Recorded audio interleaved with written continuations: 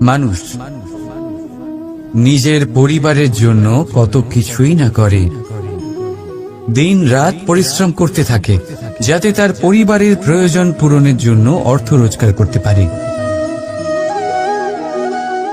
কিন্তু শুধু অর্থ রোজগার করাটাই কি যথেষ্ট? আপনি বলবেন, হ্যাঁ নিশ্চয়ই, অর্থ দিয়ে সব কিছু পাওয়া যায়, বিদ্যা পাওয়া যায়, বাড়ি পাওয়া যায়, ওষুধ পাওয়া যায়, আর কত কিছুই না পাওয়া যায়। এই সব একটা পর্যায় পর্যন্ত সঠিক, কিন্তু একটু মন দিয়ে ভেবে দেখুন, যখন কোনো শিশু অসুস্থ হয়ে পড়ে তখন সে ওই তিক্ত ওষুধ কেন খেয়ে নেয়? এই জন্য কারণ ওর পিতা সেই ওষুধ অর্থ দিয়ে কিনেছে? না, বরং এই জন্য কারণ তার পিতা যে তার সামনে দাঁড়িয়ে, তার উপরে তার বিশ্বাস আছে, বিশ্বাস আছে যে উনি তার কিচ্ছু হতে দেবেন না। এই বিশ্বাস, এই সংস্কার, এই শিক্ষা কখনো অর্থ দিয়ে পাওয়া যায় না। এটা পাওয়া যায় সেই সময় থেকে যা মাতা পিতা তাদের সন্তানের সাথে কাটিয়েছে। তাই জীবনে অর্থ অবশ্যই উপার্জন করুন, কিন্তু নিজের পরিবারকেও সময় দিন, আনন্দ পাবে। রাধা রাধা। কখনো কোনো পাখিকে দেখেছেন? যখন তারা ডিম পাড়তে প্রস্তুত হয় তখন তারা সবচেয়ে আগে একটা স্থান খোঁজে, একটা স্থান যা বর্ষা, রৌদ্র আর শত্রু থেকে সুরক্ষিত হয়। তারপর তারা বাসা তৈরি করে, তারপরেই ডিম পাড়ে। আর তারপর যখন সেই ডিম ফুটে তার সন্তানদের জন্ম হয়, সে তাদের খাবার খাওয়ায়, তাদের রক্ষণাবেক্ষণ করে। কিন্তু যখন তাদের ডানা গজায় তখন না সে তাদের খাবার দেয় আর না তাদের বাসা বানাতে শেখায়। শুধুমাত্র তাদের উড়তে শেখায় সে। তারপর সেই বাচ্চারা আকাশে উড়তে শিখে নিজেরাই নিজেদের খাবার জোগাড় করতে শিখে যায়, নিজেরাই নিজেদের বাসা বানাতে শিখে যায়। আর আমরা মানুষেরা কি করি? আমাদের সন্তান বড় হয়ে যাওয়া সত্ত্বেও তাদের নিয়ে সর্বদা দুশ্চিন্তা করি। তার জন্য আমরা গৃহ নির্মাণের চেষ্টা করি, নিজের সন্তানকে আরো শক্তিশালী করে গড়ে তোলার বদলে তাকে আমরা দুর্বল করে দিই। জীবনে সেটাই করুন যা একটা পাখি করে। নিজের সন্তানকে আকাশে ওড়ার শিক্ষা দিন, সংস্কার দিন, আর একটা নির্দিষ্ট সময়ের পরে তাকে নিজের আকাশ নির্ধারণ করতে মুক্ত করে দিন। রাধা রাধা। সাগরে সেতু বাঁধার গল্প তো আপনারা নিশ্চয়ই শুনে থাকবেন। রামচন্দ্রের সেনাকে 100 যোজন সমুদ্র অতিক্রম করে লঙ্কায় আক্রমণ করতে হতো। সেতুকার নল আর নীল সেতু বাঁধার উপায় বের করল, কিন্তু প্রশ্ন ছিল সেতু বাঁধা কি করে হবে? সমুদ্র অত্যন্ত গভীর, কত পাথর দেওয়া হলে এই বিশাল সমুদ্র অতিক্রম করা সম্ভব হবে? তখন এক উপায় নির্ধারিত হল। পাথরের ওপর লেখা হলো রামের নাম, আর যখন সেই পাথরগুলোকে সাগরে ফেলা হলো সেগুলো ভাসতে লাগলো। এবারে কেউ বলবেন এটা রামচন্দ্রের নামের মহিমা, কেউ বলবেন এটা নারায়ণের কোনো জাদু, কিন্তু না, এটা রামচন্দ্রের সেই গুণ, ওনার ব্যক্তিত্বের সেই মহান দিক যা ওনার প্রতিনিধিত্ব করেছে। তাই সেই পাথরও সাগরে ভেসে ওঠে।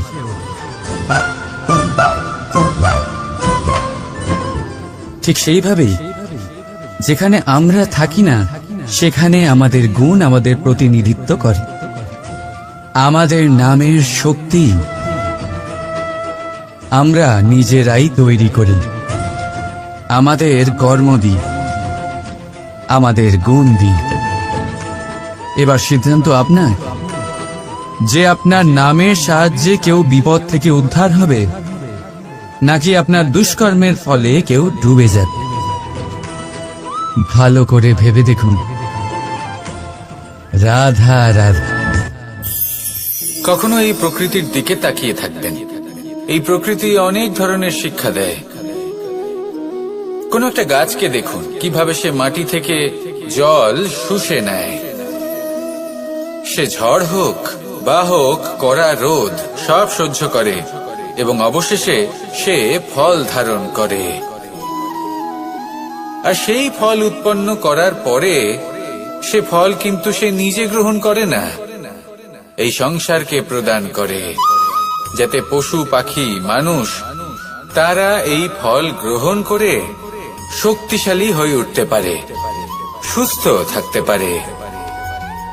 সেভাবেই নদী, সরোবর এরা নিজেরাও কিন্তু নিজেদের জল গ্রহণ করে না, মাটিকে প্রদান করে, পশু পাখিকে প্রদান করে। সূর্য নিজেও নিজের জন্য প্রজ্বলিত হয় না, সে প্রকাশ ছড়িয়ে দিতে চায় আমাদের সবার কাছে, সে আলো পৌঁছে দিতে চায়। এই প্রত্যেকের কর্মে পরমার্থ নিহিত আছে, আর সেই জন্যই এদের সকলকে পুজো করা হয়। তাই মনে রাখবেন, আপনার কাছে জীবন যাপনের অতিরিক্ত যা কিছুই আছে তা পরমার্থের জন্য। তাহলে তার সদ্ব্যবহার করুন আর আমার সাথে ভালোবেসে বলুন, রাধা রাধা। আমরা প্রত্যেকেই অবশ্যই এমন সময় দেখেছি যখন অনেকগুলো সমস্যা একসাথে আমাদের জীবনে এসে পড়ে। সমস্যা আমাদের প্রত্যেকের জীবনেই থাকে। আমরা তার সমাধান খুঁজতে চেষ্টা করি, কখনো সমাধান খুঁজে পাই, আবার কখনো যতই চেষ্টা করি না কেন কোনো সমাধান খুঁজেই পাই না। আর যখন এটা হয় তখন মানুষ অত্যন্ত বিচলিত হয়ে পড়েন। নিজের আত্মীয় স্বজন, নিজের বন্ধু বা সংসার এদের ওপরে এই দোষ চাপিয়ে দেন যে এদের জন্যই এই সমস্যা এসেছে। এবার যদি আমি আপনাকে কোনো পরামর্শ দিই তাহলে এটাই বলবো যে দৃষ্টিভঙ্গি পাল্টে দেখুন। এই দৃষ্টিভঙ্গি দিয়ে দেখুন যে এই সংসারে যে সমস্যায় আসুক না কেন তার জন্য কেউ দোষী নয়, না আপনি না অন্য কেউ। এই পুরো খেলাটাই আপনার মানসিকতা, আপনার দৃষ্টিভঙ্গি, আপনার মনে। কিভাবে বোঝাচ্ছি? যখন আমাদের মন শক্ত থাকে তখন কঠিন থেকে কঠিনতর পরিস্থিতিও আমাদের জীবনে খুব বেশি হলে প্রতিস্পর্ধা হয়ে থেকে যায়। সেখানে যদি আমাদের মন দুর্বল থাকে তখন অল্প কঠিন পরিস্থিতিও আমাদের কাছে খুব বড় সমস্যা হয়ে যায়, তাই না? একটা শক্ত মন কঠিন পরিস্থিতিকে প্রতিস্পর্ধা হিসেবে দেখে আর তার মধ্যে ওটা সুযোগ খুঁজে নেয়। আমাদের শুধু এটাই করতে হবে। এই সংসারে অন্য কাউকে দোষী মনে করলে আপনার সমস্যা দূর হয়ে যাবে না। সেই জন্য এই সংসারকে দোষ দেওয়ার বদলে এই সমস্যার মূলে চলে যান, সেটাকে বুঝুন, নিজের এই মনকে শক্ত করে তুলুন। যদি আপনার মন শক্তিশালী হয় তাহলে এই সংসারে অনেক বড় বড় কঠিন থেকে কঠিনতর পরিস্থিতিও যদি আসে, আপনার জীবনে যতই বড় বড় সমস্যা আসুক না কেন আপনার লক্ষ্য লাভে বাধা দিতে পারবে না। আসুন আমার সাথে ভালোবেসে বলুন, রাধা রাধা। আমরা সবাই পাথর দেখেছি, পর্বতও দেখেছি, শুকনো পাতাও দেখেছি, শ্যামল বনানীও দেখেছি। কখনো ভেবেছেন পাথরের অস্তিত্ব কিন্তু ততক্ষণ পর্যন্ত যতক্ষণ সে পর্বতের গায়ে আটকে থাকে। যখন সেই পর্বত থেকে সেই পাথর ভিন্ন হয়ে যায় ও নিজের অস্তিত্ব হারিয়ে ফেলে। আস্তে আস্তে কখনো পাথর কেটে বা কখনো পিষ্ট হয়ে সেই পাথর আস্তে আস্তে মাটিতে পরিণত হয় এবং পূর্ণরূপে নিজের অস্তিত্ব হারিয়ে ফেলে। এটাই পাতার সাথেও হয়। এই পাতা যতক্ষণ গাছের ডালের সাথে যুক্ত ততক্ষণ তার অস্তিত্ব থাকে। যখনই ডাল থেকে বিচ্ছিন্ন হয় সেও নিজের অস্তিত্ব হারিয়ে ফেলে। আর এটাই আমাদের সাথেও হয়। যতক্ষণ আমরা নিজেদের আপনজনের সাথে যুক্ত থাকি আমাদের অস্তিত্ব বজায় থাকে। যখন আপনজনদের সাথে সম্পর্ক ছিন্ন করি তখন আমরাও আমাদের অস্তিত্ব হারিয়ে ফেলি। এবার এই সংসারের প্রত্যেক ব্যক্তি স্বতন্ত্র থাকতে চান। আর অনেক ব্যক্তি স্বতন্ত্র থাকবেন বলে আপনজনদের দূরে করে দেন আর তাদের সাথে এই সম্পর্ক ছিন্ন করেন। এটা কি সত্যি প্রয়োজন? আপনজনদের সাথে সম্পর্ক ছিন্ন করে নিজের অস্তিত্ব হারিয়ে ফেলা প্রয়োজনীয়, নাকি আপনজনদের সাথে সম্পর্ক বজায় রেখে নিজেদের স্বতন্ত্র করে রাখা সেটা আবশ্যক? নির্বাচন আপনারই। আসুন আমার সাথে ভালোবেসে বলুন, রাধা রাধা। আপনি কি কখনো নৌকা যাত্রা করেছেন? করে না থাকলেও নিশ্চয়ই দেখেছেন যে এই জল যা নিজের অন্তরে সব কিছু সমাহিত করে নিতে পারে, এই নৌকা সেই জলের ওপরেই ভেসে থাকে। নদীর স্রোত কাটিয়ে সে সামনে অগ্রসর হয়। কিন্তু যদি এই নৌকায় কোনো ছিদ্র হয় তাহলে কিন্তু সেই নৌকা ডুবে যাবে। আর এতে কোনো তফাৎ হবে না যে সেই ছিদ্র ছোট নাকি বড়, নৌকা ডুবে যাবে। এই ছিদ্র হলো আমাদের জীবনে আমাদের অপগুণ, আমাদের দোষ, আমাদের বিকার। কখনো এটা ভাববেন না যে এই দোষ খুবই ছোট, এতে কিছুই যাবে আসবে না। না, সেই ছোট দোষ, সেই ছোট বিকার যদি সেটাকে শুধরে না নেন তাহলে সেটা আপনাকে আপনার পতনের দিকে নিয়ে যাবে। শেষ পর্যন্ত এটা আপনার উপর নির্ভরশীল যে আপনি কি চান। আপনার জীবনের এই নৌকা এভাবেই ডুবে যেতে দেখবেন, নাকি নিজেকে শুধরে নিয়ে সেই নৌকার সেই ছিদ্রটাকে ভরিয়ে তুলতে চাইবেন? নির্বাচন আপনার। আসুন আমার সাথে ভালোবেসে বলুন, রাধা রাধা। জল, জলই পৃথিবীতে বেঁচে থাকার জন্য আবশ্যক তো বটেই, কিন্তু এই জল আমাদের একটা অত্যন্ত গুরুত্বপূর্ণ শিক্ষা প্রদান করে। কখনো এই জলকে দেখেছেন? যে পরিস্থিতিতেই এই জল প্রবাহিত হোক না কেন, এর উপর যা কিছুই প্রভাব থাকুক না কেন, এর পথে যতই বাধা আসুক না কেন, তার মধ্যে থেকে ও নিজের পথ ঠিক বের করে নেয়, কিন্তু নিজের প্রবাহ থামতে দেয় না, ক্রমাগত অগ্রসর হতে থাকে। সেরকমই একটা শিক্ষা যেটা আমরা জল থেকে পেয়ে থাকি তা হলো এটা, আমরা যখন জলের দিকে তাকাই তখন আমরা নিজের প্রতিবিম্ব দেখি, স্পষ্টভাবে দেখতে পাই। কিন্তু তখনই দেখতে পাই যখন এই জল শান্ত থাকে, স্থির থাকে। যদি এই জল অশান্ত হয়ে থাকে, স্থির না হয়, তাহলে আমরা এতে নিজের প্রতিবিম্ব দেখতে পাই না। এটাই আমাদের মনের সাথেও হয়ে থাকে। যখনই জীবনে কোনো সংকট আসে, যদি আমরা শান্ত মনে, স্থির মনে সিদ্ধান্ত নিই, তাহলে সেটা এমন একটা শীতল সিদ্ধান্ত হবে যেটা আমাদের ভবিষ্যৎকে একটা শ্রেষ্ঠ স্থানে নিয়ে যাবে। যদি এই মন অশান্ত হয়, বিচলিত হয়, পীড়িত হয়, দুঃখিত হয়ে থাকে, রুষ্ট হয়ে থাকে, তাহলে অনেক সময় আমরা এমন সিদ্ধান্ত নিই যেটা আমাদের জন্য অনুচিত প্রমাণিত হয়। যখন আপনি ক্রুদ্ধ ছিলেন বা দুঃখের বশে ছিলেন, তখন অনেক সময় হয়তো এমন সিদ্ধান্ত নিয়েছেন যেটার জন্য ভবিষ্যতে আপনি অনুশোচনা করেছেন। এবার দেখুন, এই আবেগগুলো থেকে আমরা পালাতে পারবো না, কিন্তু এই আবেগগুলো আপনার উপর কতটা প্রভাব ফেলবে সেটা আমরা অবশ্যই ঠিক করতে পারি। এই মনকে আমরা নিয়ন্ত্রণ করতে পারি। এটাই করুন, চিন্তা করুন, এই মনকে শান্ত রাখুন, স্থির হতে চেষ্টা করুন, আর তারপরে সিদ্ধান্ত নিন। আসুন আমার সাথে ভালোবেসে বলুন, রাধা রাধা। শ্রেষ্ঠ কর্ম করুন, আর এই জীবনকে শ্রেষ্ঠভাবে যাপন করার জন্য কিছু কথা বোঝা প্রয়োজনীয়। যদি আপনি কারোর প্রশংসা করেন তাহলে পূর্ণ হৃদয় দিয়ে করুন। যদি আপনি হস্তক্ষেপ করে থাকেন তাহলে মস্তিষ্ক দ্বারা করুন। যদি আপনি সমীক্ষা করেন তাহলে বিবেক দ্বারা করুন। যদি আপনি ধন অর্জন করতে চান তাহলে নীতি অনুসারে চলুন। যদি জীবন যাপন করতে চান তাহলে রীতি মেনে করুন। আর যদি ঈশ্বরের ভজন করতে চান তাহলে ভক্তিভাব নিয়ে করুন। শুধু এই কথা মনে রাখবেন যে আপনার এই জীবন কিন্তু অনিশ্চিত কাল পর্যন্তই আছে। কতক্ষণ আছে সেটা কেউ জানে না। তাই কিছু মুহূর্ত যেটা যাপন করতে আমরা এখানে এসেছি, সেখানে ক্রোধ, অহংকার, ঈর্ষা, এইসব আবেগের কি গুরুত্ব বলুন তো? এগুলো ত্যাগ করুন। মানুষকে ক্ষমা করতে শিখুন। আস্তে আস্তে বিশ্বাস করতে শিখুন। এই সংসারে নিঃস্বার্থভাবে প্রেম করতে শিখুন আর সবার মধ্যে আনন্দ বিতরণ করুন। তাই এই সব গুণ যদি আপনি আত্মসাৎ করতে পারেন, তাহলে আপনার জীবনে শুধু আনন্দ এবং আনন্দই বিরাজমান হবে। আসুন আমার সাথে ভালোবেসে বলুন, রাধা রাধা রাধা রাধা রাধা রাধা। ধর্মরথের 4টি অশ্ব চালানোর জন্য যিনি সারথি হবেন, তার যে 4টি গুণ থাকা প্রয়োজন, সেই সমস্ত গুণ অর্জুনের মধ্যে উপস্থিত রয়েছে।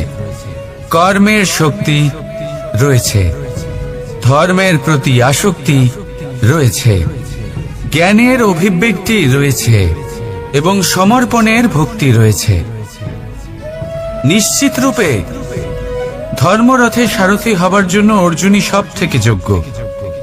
আর ও শুধুমাত্র দ্রৌপদীর স্বামীই হবে না, ইতিহাসে কুরুবংশের রাজকুমার বা ইন্দ্রপুত্রের নামেই শুধু পরিচিত হবে না, বরং অর্জুনই স্বয়ং ইতিহাস রচনা করবে। অর্জুনই হবে কৃষ্ণ সারথি, যত্র যোগেশ্বর কৃষ্ণ তত্র পার্থ ধনুর্ধর। তাহলে আসুন আর আমার সাথে ভালোবেসে বলুন, রাধা রাধা।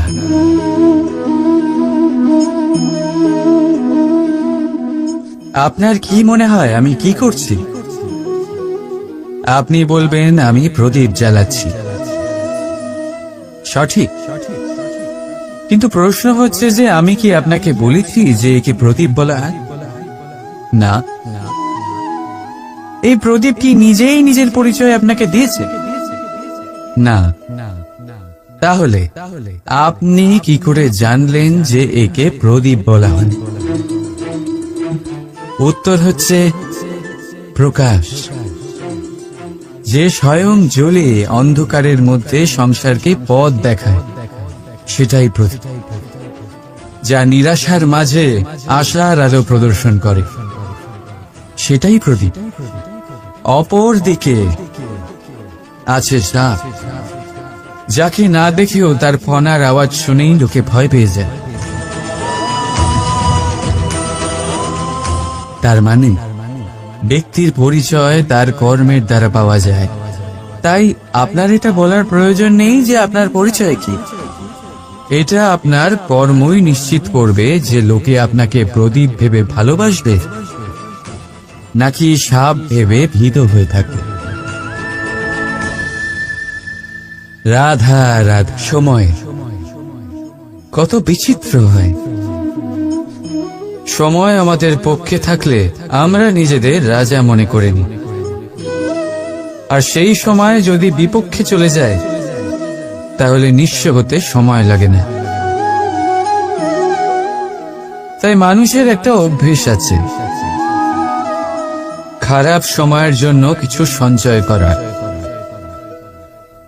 আত্মীয়, বন্ধু খারাপ সময় পাশ থেকে সরে যায়। যশ, মান প্রতিকূল সময় চিরস্থায়ী হয় না। তাই মানুষ মনে করে অর্থ সঞ্চয় করাই শ্রেয়। অর্থের কোনো হৃদয় নেই যা সময়ের সাথে পরিবর্তিত হবে। সংসার বলে সর্বদা অর্থ সঞ্চয় করতে থাকো। খারাপ সময় অবশ্যই কাজে লাগবে, কিন্তু আমি বলবো শুভ কর্ম করতে থাকুন, আনন্দে থাকুন, নিজের ওপর আর ঈশ্বরের ওপরে বিশ্বাস রাখুন। খারাপ সময় কখনো আসবেই না। রাধা রাধা। প্রকৃতি মানুষকে এক বিশেষ শক্তি দিয়েছে, অন্য জীবের থেকে বেশি শক্তি দিয়েছে। স্মরণ শক্তি। এই শক্তি মানুষকে অন্য জীবের থেকে ভিন্ন করে, ইতিহাস রচনা করার প্রেরণা দেয়, জ্ঞানকে বংশানুক্রমে এগিয়েও নিয়ে যায়। আর যারা ভুলে যান, অধিকাংশ সময় তারা উপহাস আর দয়ার পাত্র হয়ে যান। কিন্তু এটাই কি প্রকৃত রূপে সত্য? না। এই স্মরণ শক্তি মানুষের বিকাশের সব থেকে বড় বাধা হয়ে দাঁড়ায়, তার মনকে দূষিত করে দেয়। খারাপ অভিজ্ঞতা, কারোর করা বিশ্বাসঘাতকতা, কারোর কটাক্ষ বেশিরভাগ মানুষই ভুলতে পারেন না, আর তারপর প্রতিশোধ নিতে উদ্যত হন। প্রথমে সময় নষ্ট করেন প্রতিশোধের প্রস্তুতিতে, আর তারপর সময় নষ্ট করেন প্রতিশোধ নেওয়ার সুযোগ খুঁজতে। যদি সন্তুষ্টি পেতে চান, যদি জীবনে আনন্দ পেতে চান, তাহলে স্মরণ শক্তির সদ্ব্যবহার করুন। নিজের স্মরণ শক্তিকে চালনা করুন শুধুমাত্র ভালো কথা আর ভালো স্মৃতির দিকে। জীবনে আনন্দ পাবেন। রাধা রাধা। সংসারের সব থেকে বেশি কঠিন কাজ কোন? কারণ যখন আপনি তপস্যা করেন তখন সেখানে আপনার ধৈর্য ভাঙার মতো কেউ থাকেন না, না কোনো বন্ধু, না কোনো আত্মীয়, না কোনো শত্রু, কেউ না। কিন্তু যখন আপনি এই সমাজে, এই পরিবারে থাকেন, কোনো না কোনো ব্যক্তি এসে আপনার ধৈর্যের বাঁধ ভেঙে দেওয়ার ক্ষমতা রাখেন। তারা আপনার ধৈর্যের বাঁধ ভেঙে দেয়, আর কখনো কখনো তারা অনিচ্ছাকৃতভাবেই সেটা করে থাকেন। কারণ তাদের মানসিকতা আপনার থেকে আলাদা, তাদের কর্ম আপনার থেকে আলাদা, তাদের দৃষ্টিভঙ্গি আপনার থেকে আলাদা, জীবন যাপন আপনার থেকে আলাদা। সেক্ষেত্রে আপনি ধৈর্যচ্যুত হন, প্রসন্নতা আপনার থেকে ছিনিয়ে নেওয়া হয়। সেই জন্য এই সংসারে, এই পরিবারের থেকেও ধৈর্য ধরে সামনে অগ্রসর হওয়া কোনো পর্বতের শিখরে গিয়ে তপস্যা করার থেকেও অনেক বেশি কঠিন। আর যে ব্যক্তি এই সমাজেই, এই পরিবারে, সেই সকল মানুষের মধ্যে থেকে গিয়েও ধৈর্য ধরে অগ্রসর হতে থাকেন, যারা এই কাজটা শিখে নিতে পারেন, তারাই কিন্তু জীবনে আনন্দ লাভ করতে পারেন। এই ধৈর্যই শেষে আপনার জীবনে প্রসন্নতা বহন করে আনবে। তাই ধৈর্য ধরে জীবনের পথে অগ্রসর হন আর আমার সাথে ভালোবেসে বলুন, রাধা রাধা। অনেক দূরে যেতে পারবেন। দ্বিতীয় হলো আত্মবিশ্বাস। হেরে যাওয়া বস্তুও আবার জিতে নিতে পারবেন। যদি আপনার নিজের আত্মবিশ্বাস থাকে, তাহলে আপনি কখনো পরাজিত হবেন না। এবং তৃতীয় হলো অহংকার। জয়লাভ করার পরেও কিন্তু এটা আপনাকে পরাজিত করতে পারে। সেই জন্য জীবনে সঙ্গবদ্ধ হন, আত্মবিশ্বাস রাখুন, কিন্তু কখনোই অহংকার করবেন না। এই অহংকার আপনার থেকে সবকিছু কেড়ে নিতে পারে। এই অহংকারের জন্যই মথুরাপতি কংস নিজের পতনের দিকে অগ্রসর হয়েছিলেন। এই অহংকারকে ত্যাগ করুন আর আমার সাথে ভালোবেসে বলুন, রাধা রাধা। আমরা যখনই কোনো গাছের চারা রোপণ করি, তখন সবার আগে পরীক্ষা করে দেখি যে যেখানে আমরা চারা রোপণ করতে চলেছি সেখানকার মাটি আদৌ উর্বর কিনা, সেই মাটি সেই চারাকে বাড়তে সাহায্য করবে কিনা। যখন একটা চারা রোপণের আগে আমরা এত কিছু ভাবতে পারি, তাহলে কাউকে বিশ্বাস করার আগে আমরা কেন ভাবি না? জীবনে কখনো এই বিশ্বাসরূপী চারা কোথাও রোপণ করার আগে বোঝার চেষ্টা করুন যে যার উপর আপনি বিশ্বাস করতে চলেছেন সে কি আদৌ আপনার বিশ্বাসের যোগ্য কি না। ভেবে দেখুন সেই ব্যক্তি ভবিষ্যতে গিয়ে আপনার বিশ্বাস ভাঙতে পারে কিনা। এটাও ভেবে দেখুন যে যাকে আপনি বিশ্বাস করতে চলেছেন তাকে আপনি বিশ্বাস করলে নিজের জীবনের উদ্দেশ্যে আপনি অগ্রসর হতে পারবেন কিনা। আর তার জন্য প্রয়োজন সঠিক সিদ্ধান্ত, পরখ করা, কোনটা উচিত কোনটা অনুচিত সেটা বোঝা। আর তাতে কিন্তু আপনি সন্দেহবাতিক হবেন না, তাতে আপনি আরো নিপুণ হয়ে উঠবেন। তাই যদি আপনি নিপুণ হয়ে উঠতে চান, তাহলে বোঝার চেষ্টা করুন, পরখ করে দেখুন, কোনটা উচিত কোনটা অনুচিত বুঝুন। আর বিশ্বাস তখনই করুন যখন আপনি 100% নিশ্চিত হবেন যে সে বিশ্বাসের যোগ্য। আসুন আমার সাথে ভালোবেসে বলুন, রাধা রাধা। রাধা কখনো কখনো আমার জন্য বড়ই সুগন্ধি আতর নিয়ে আসে, পারিজাত ফুলের মালা নিয়ে আসে আমার প্রসাধন করবে বলে। সাথে পিষে নিতে হয়, তারপরে তার থেকে যে রস নিঃসৃত হয় সেই মনে রাখবেন আপনি হলেন সেই দুধ যাকে মন্থন সহ্য করতে হবে মাখন হয়ে ওঠার জন্য। মনে রাখবেন আপনি হলেন সেই ফুলের মতন যাদের পিষ্ট হতে হবে সুগন্ধি আতর হয়ে ওঠার জন্য, যাকে এই সংসার পছন্দ করে। কখনো কখনো জীবনে আপনার সাথে খারাপ শুধুমাত্র এই কারণে ঘটে যাতে আপনার শ্রেষ্ঠ রূপ এই সংসারের সামনে আসতে পারে। শুধুমাত্র কঠিন পরিস্থিতি এবং বিপদকে একটা সুযোগ হিসেবে দেখার চেষ্টা করুন। আপনার জন্য এই সংসার বদলে যাবে, সংসারকে দেখার দৃষ্টিভঙ্গি পাল্টে যাবে, আপনার ভাগ্য পাল্টে যাবে, আর এই মন প্রসন্ন হয়ে বলবে রাধা রাধা। পাশা নামক এই খেলাটি আপনারা নিশ্চয়ই খেলেছেন, না খেলে থাকলে দেখেছেন, আর যদি দেখেও না থাকেন তাহলে নিশ্চিত রূপে শুনেছেন। মহাভারতের এই মহাযুদ্ধ কোথাও না কোথাও এই পাশা নামক খেলার কারণে হয়েছিল। পাশার এই বিচিত্র খেলা, দান, এইসবের কারণে কেউ নিজের মাথায় রাজ মুকুট পরিধান করেছিলেন, আবার সেখানে পরাজিত হওয়ার জন্য কাউকে বনবাসও ভোগ করতে হয়েছিল। কিন্তু এই খেলা সমাপ্ত হওয়ার পরে সমস্ত ঘুঁটি আর এই পাশার ছক একই পুটলিতে স্থান পেল। এটাই হলো আমাদের জীবন।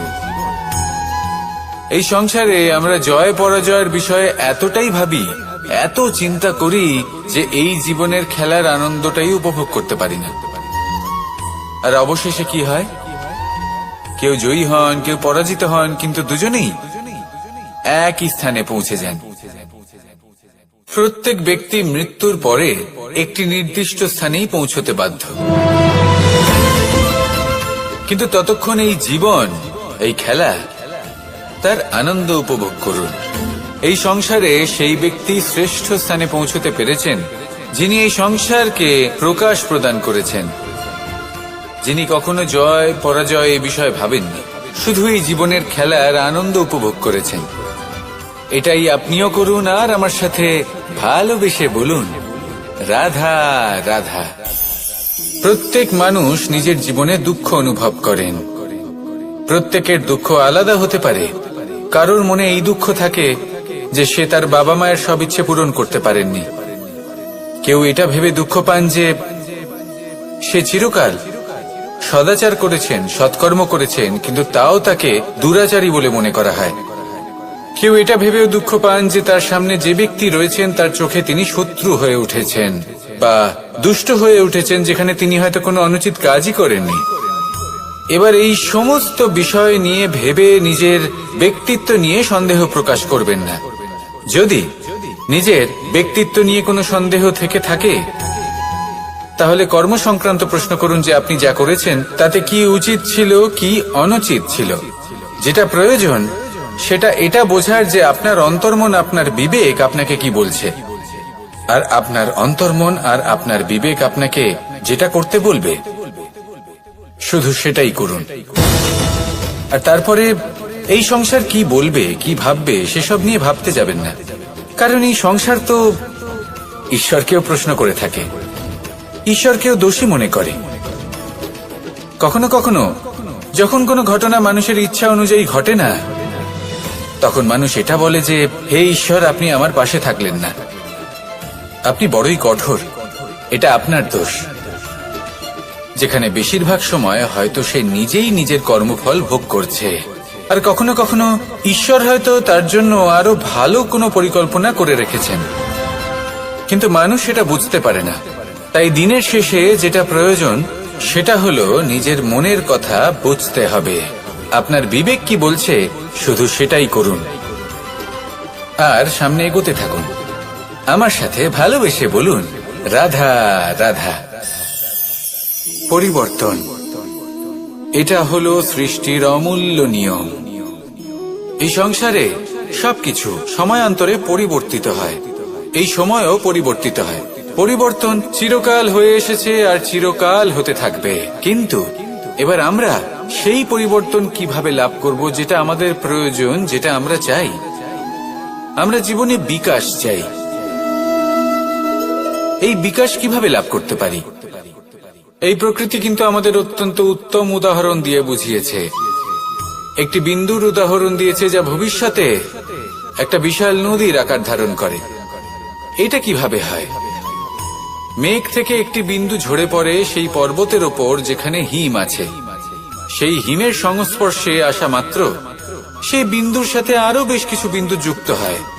তারপর তারা অগ্রসর হয়, আরো কিছু বিন্দু যুক্ত হয়, আস্তে আস্তে একটা ক্ষীণ ধারার রূপ ধারণ করে এবং সেটাই ভবিষ্যতে আরো এগোতে থাকে। অনেকটা যাওয়ার পর যখন অনেক সংখ্যক বিন্দু একসাথে যুক্ত হয় তখন সেটা বিশাল নদীর আকার ধারণ করে। এবার আমরা মানুষ বলে আমাদের সাথে এই নিয়মের অন্যথা হয় তা নয়। আমরাও এই প্রকৃতির অংশ, আমাদের ক্ষেত্রেও একই নিয়ম প্রযোজ্য। যখন পরিশ্রম করে অনেক সংখ্যক বিন্দু আমরা একত্রিত করব তখনই পরিবর্তনের নদী প্রবাহিত হবে। প্রয়োজন হলো নিরন্তর পরিশ্রম করা এবং ধৈর্য ধরা। এটা করতে থাকুন, জীবনে সবকিছু লাভ করতে পারবেন। কারণ প্রকৃতি আমাদের এটাই শিখিয়েছে, আর আমরা এই ব্রহ্মরই একটি অংশ, যার দ্বারা এই ব্রহ্মাণ্ড নির্মিত। আসুন আমার সাথে ভালোবেসে বলুন, রাধা রাধা। আমাদের জীবনে গুরুজনেরা, জ্ঞানী মানুষজন সবসময় একটা কথা বলেন, ধৈর্য ধরো। শুধুমাত্র দুটো শব্দ, কিন্তু কতটা বিশাল সেটা বোঝার চেষ্টা করুন। ছোট একটা অস্ত্র হাতে নিন এবং একটা বিশাল পর্বতে নিরন্তর প্রহার করতে থাকুন। ধৈর্য ধরে সেই কাজ করতে থাকুন। এমন একদিন আসবে এই বিশাল পর্বতে আপনি একটা পথ তৈরি করবেন। কোনো ধনুর্ধর যখন নিজের বিদ্যা অর্জন করেন তখন তাকেও ধৈর্য ধরতে হয়, তার নিজেকে সময় দিতে হয়, তবেই সে ধনুর্বিদ্যা শিখতে পারে। সেইভাবে আমাদের জীবনেও ধৈর্য ধরার খুব প্রয়োজন। পরিবারে ধৈর্য রাখতে পারলে তাহলে আস্তে আস্তে দেখবেন প্রেম বৃদ্ধি পাচ্ছে।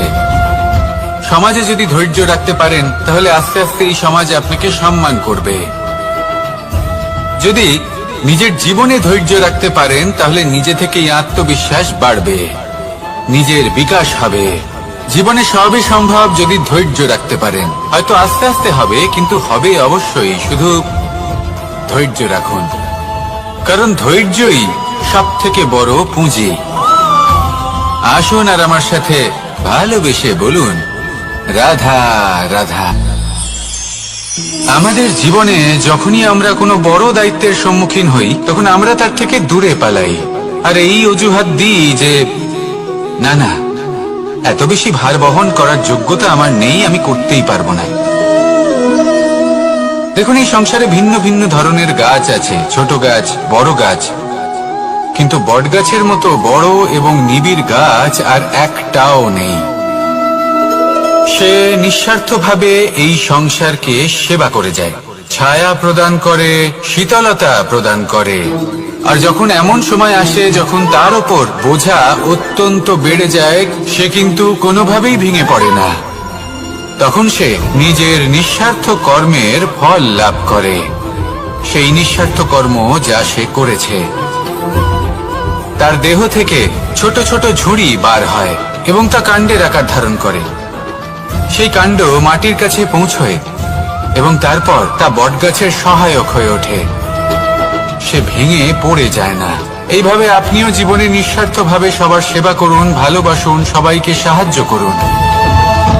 যেদিন আপনার ওপর বোঝা অত্যন্ত বেড়ে যাবে সেদিন এই সব মানুষ আপনাকে সাহায্য করার জন্য আসবেন, আপনার শক্তি হয়ে উঠবেন, আর আপনি বটগাছের মতোই মহান এবং বিশাল হয়ে উঠবেন। আসুন আর আমার সাথে ভালোবেসে বলুন, রাধা রাধা। একটা শব্দ আছে, পরিস্থিতি। অনেক মানুষের মুখে আমরা এই শব্দ শুনি। জীবনে যখন অসফল হয়ে দুঃখ আসে, সংকট আসে, কোনো বিপদ ঘনিয়ে আসে, তখন সমস্ত দোষ এই রাত। এমন কেউ আছেন যিনি এর উপরেও নিয়ন্ত্রণ সাধন করেন, আর তিনি হলেন সূর্য। ঠিক সেই রকমই আমাদের জীবনেও সূর্য হলো এই মন।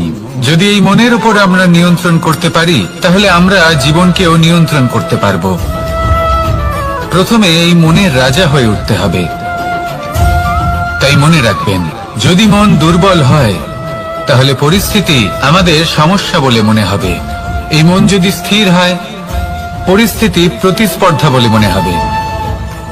আর এই মন যদি শক্তিশালী হয়ে ওঠে তাহলে যে কোনো পরিস্থিতি আপনার কাছে একটা সুযোগ মাত্র, এমন এক সুযোগ যাতে অগ্রসর হয়ে আপনি মহান হয়ে উঠতে পারেন। এই মনের শক্তির বৃদ্ধি ঘটান, মহান হয়ে উঠুন, আর আমার সাথে ভালোবেসে বলুন রাধা রাধা। খুব সুন্দর একটা কাহিনী আছে। একবার এক ব্যক্তি নিজের অসফলতার জন্য ত্রস্ত হয়ে সময় দেবতার তপস্যা করতে বসলেন। উনি তপস্যা করলেন এবং সময় দেবতা প্রসন্ন হলেন, মানুষের রূপ ধারণ করে ওনার সামনে প্রকট হলেন।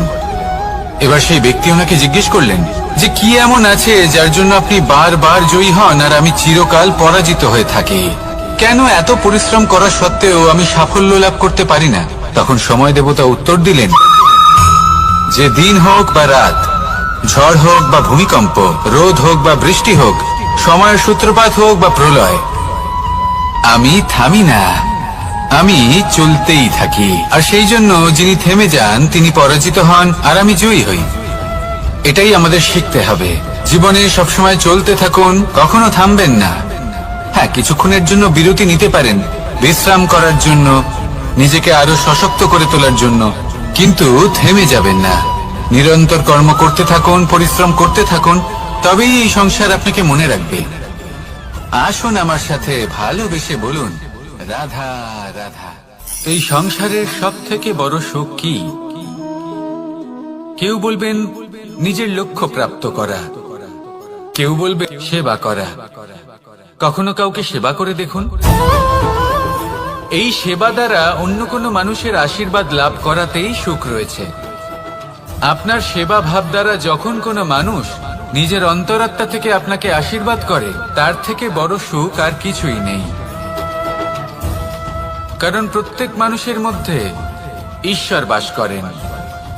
নরের সেবাই হলো নারায়ণের সেবা। নিষ্কাম সেবা করাই হলো সব থেকে বড় সুখ। তাই নিজের অন্তরে সেবার এই ভাব জাগ্রত করুন। যে সুখের কথা আমি বলছি সেই সুখ অনুভব করেই দেখুন। এই মন সুপ্রসন্ন হয়ে বলবে রাধা রাধা।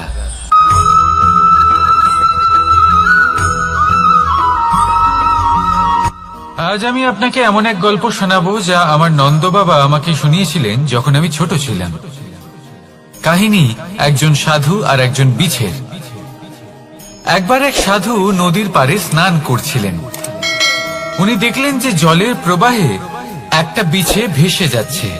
তার প্রাণ বাঁচানোর জন্য উনি তাকে তুলে নদীর পাড়ে রাখার চেষ্টা করলেন, কিন্তু যেই সেই বিছেকে উনি হাতে তুললেন, সেই বিছে ওনাকে কামড়ে দিল। সাধু আবার চেষ্টা করলেন, সেই বিছেকে হাতে নেওয়াতে সে আবার তাকে কামড়ে দিল।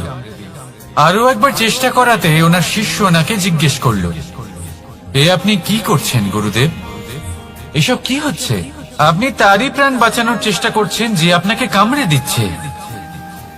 গুরুদেব উত্তর দিলেন যে ও বিছে হয়েই নিজের কর্ম করছে, নিজের প্রবৃত্তি, নিজের ব্যবহার বদলাচ্ছে না। তাহলে আমি সাধু হয়ে তা কেন বদলাবো? এর তাৎপর্য হলো সরল, যে সংসারে কিছু মানুষ আছেন যারা হয়তো খারাপ, দুষ্ট প্রকৃতির, আর হয়তো তারা কখনোই বদলাবেন না, কখনোই কোনো পরিবর্তন আসবে না। কিন্তু তার মানে এই নয় যে আমরা আমাদের কর্ম করা ছেড়ে দিই, আমরা আমাদের প্রচেষ্টা ছেড়ে দেব। আগে না, আমাদের তো করতেই হবে, কারণ ইতিহাস সাক্ষী আছে যে এই চেষ্টা এই সংসারের ধারাকেও বদলে দিতে পারে। তাহলে আপনিও আসুন আর আমার সাথে ভালোবেসে বলুন রাধা রাধা। মানুষ জীবনে সবসময় শিখরে পৌঁছতে চায়, অনেক উঁচুতে উঠতে চায়, আর তার জন্য তারা কি না করে, পরিকল্পনা করে, ষড়যন্ত্র করে, প্রার্থনা করতে থাকে, আবার কারোর কাছে সাহায্যও চায়। কিন্তু এত কিছু করা সত্ত্বেও অনেক সময় মানুষ শিখরে পৌঁছতে পারে না। যদি পৌঁছেও যায় তাও খুব তাড়াতাড়ি নিচে নেমে আসে। এর কারণ কি? একটা উদাহরণ দিয়ে বোঝানো যাক। এই হলো ময়ূর পেখম, আর এই হলো পাথর। যদি এই পেখমকে হাওয়ায় ছুড়ে দিই তবে ও উড়তে থাকে, কিন্তু এই পাথর অতি শীঘ্রই মাটিতে নেমে আসে। এর কারণ কি? ভার। এই পাথর হলো ভারী, আর এই শিক্ষাই আমাদের গ্রহণ করতে হবে। ঠিক এইভাবেই যদি আমাদের মন দ্বন্দ্ব আর অহংকার দ্বারা পরিপূর্ণ হয়ে থাকে, তাহলে তা কখনোই শিখরে পৌঁছবে না। পৌঁছে গেলেও খুব শীঘ্রই মাটিতে নেমে আসবে। তাই এই মনকে হালকা করতে শিখুন, অহংকারকে, এই হিংসাকে ত্যাগ করুন। তারপর উঁচুতে উড়ে তো দেখুন কত উঁচুতে উড়তে পারবেন আপনি। আসুন আমার সাথে ভালোবেসে বলুন, রাধা রাধা। মানুষ এক অত্যন্ত বিচিত্র প্রাণী। পরিকল্পনা করে, ষড়যন্ত্র করে, প্রচেষ্টা করে, কাউকে পরাজিত করার চেষ্টাও করে। সাপকে একটা দড়ি মনে করে হাতে চেপে ধরার চেষ্টা করে, কিন্তু একটা কথা বুঝতেই পারে না, সময়ের এই সাপ, এটা হাতে চেপে ধরাই যায় না। আর আপনি যা করবেন তা আবার ফিরে আসবে আপনারই সামনে। দেখুন, এতে কিছুই যায় আসে না যে আপনি কুম্ভকারের পুত্র নাকি কৃষ্ণের পুত্র। যদি আপনি অনুচিত কর্ম করেন তাহলে আপনার সাথেও অনুচিতই হবে। অশুভ কর্ম করলে আপনার সাথেও অশুভই হবে।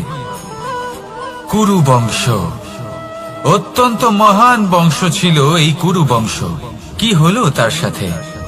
একটা গোটা বংশ বয়ে গেল, কারণ ওনাদের উদ্দেশ্য অশুভ ছিল।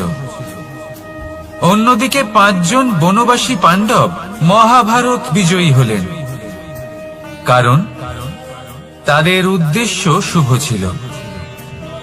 তাই মনে রাখবেন, শুভ অগ্নি প্রজ্বলিত করবেন, শুভ তাপ সঞ্চার হবে। অশুভ অগ্নি প্রজ্বলিত করবেন, নরকেই জ্বলতে হবে। তাহলে আসুন আর আমার সাথে ভালোবেসে বলুন, রাধা রাধা। মানুষ জীবনে সবসময় সুখ পেতে চান, কিন্তু এই সুখ, এটা আসলে কি? এই সুখের আসল রূপ কি? আমি বলি, সুখের আসলে 2টি রূপ হয়, বাহ্যিক সুখ, আত্মিক সুখ। আর এটা ঠিক তেমনই হয় যেরকম আমাদের শরীরের সাথে জড়িত ছায়া আর আমাদের শরীরের মধ্যে বসবাসকারী আত্মার। যদি ছায়ার কথা ভেবে দেখেন তাহলে বুঝতে পারবেন, আমাদের শোবার সময় ভোরবেলা এই ছায়া অনেক বড় হয়ে যায়। যখন এই সূর্য মাথার উপরে চলে আসে, তার তাপ বেড়ে যায়, তখন এই ছায়া ছোট হয়ে যায়। আর যেই অন্ধকার নেমে আসে, এই ছায়া আপনার সঙ্গ ত্যাগ করে। এরকমই হয় বাহ্যিক সুখ। আর এবার কথা বলি আমাদের শরীরের মধ্যে বসবাসকারী এই আত্মা। এই আত্মা কখনো আমাদের সঙ্গ ত্যাগ করে না, সব সময় আমাদের সাথে জড়িয়ে থাকে। এরকমই হয় আত্মিক সুখ, যা সব সময় আমাদের সাথে থাকে। আত্মিক সুখ কারোর সেবা করে, আত্মিক সুখ কাউকে সাহায্য করে, আত্মিক সুখ প্রেম বোধের, যা কখনো আমাদের সঙ্গ ত্যাগ করে না। সেখানে বাহ্যিক সুখ, যতক্ষণ আপনি সম্পন্ন কিছু মানুষ এবং সুবিধার সাথে আছে, এই বাহ্যিক সুখ আপনার সাথে থাকবে। সম্পন্নতা চলে গেলে, মানুষজন চলে গেলে, সুখ সুবিধা চলে গেলে, বাহ্যিক সুখও চলে যায়। তাহলে এই আত্মিক সুখ খুঁজে নিন এবং সেই সুখের সাথেই বলুন, রাধা রাধা। আপনি কখনো কোনো সাধারণ পাখি দেখেছেন, যেমন বাবুই? সে কি করে? সে কোনো গাছের ডালে নিজের বাসা বানায়। এবার সেইখানে বাসা বানানো সহজ ব্যাপার, কারণ সামগ্রী আশেপাশেই পাওয়া যায়। কিন্তু সমস্যা হলো আক্রমণ। কোনো সাপ বা অন্য কোনো পশু ওর বাসাতে ওর সন্তানদের উপর না আক্রমণ করে বসে, এই ভয়ে তার সব সময় থাকে। আর এটা সব থেকে কঠিন ব্যাপার এদের জন্য, নিজের বাসায় নিজের সন্তানদের সুরক্ষা। আর বাজ পাখি, যদি আমরা বাজের কথা বলি তাহলে তারা কি করে? বাজ পাখি কোনো উঁচু পাহাড়ের শিখরে, কোনো পাথরের খাঁজে নিজের বাসা তৈরি করে। এবার ওখানে বাসা বানানো একেবারেই সহজ ব্যাপার নয়, কারণ সামগ্রী আশেপাশে পাওয়া যায় না, দূর থেকে নিয়ে আসতে হয়। কিন্তু সেইখানে আক্রমণের ভয়ও কখনোই থাকে না। এইভাবে উচিত রূপে ও নিজের বাসা রক্ষা করতে পারে, নিজের সন্তানদের রক্ষা করতে পারে। এর সারমর্ম হলো এটাই, যদি সমস্যা বড় হয় তাহলে সমাধানও উচ্চমানের হওয়া উচিত। একটা বাজ পাখির মতো ভাবা আরম্ভ করে দিন। জীবনে যে কোনো সমস্যা ছোট মনে হবে। রাধা রাধা। জীবনে এমন কিছু কাজ রয়েছে যা আপনাকে একাই করতে হয়, আর এমন কিছু কাজ রয়েছে যা আপনাকে একসাথে মিলে করতে হয়, একজোট হয়ে, সঙ্গবদ্ধ হয়ে। এবার সঙ্গবদ্ধ বলতে কি বোঝাতে চাইছি? আমি তাদের কথা বলছি না যারা বাস্তবিকভাবে একে অপরের সাথে কাজ করেন। আমি তাদের কথা বলছি যারা একে অপরের থেকে দূরে থেকেও একে অপরকে বিশ্বাস করেন। আমি আগেও বলেছিলাম, সমস্ত বিশ্বের আশা বিশ্বাসেই বসবাস করে, তাই না?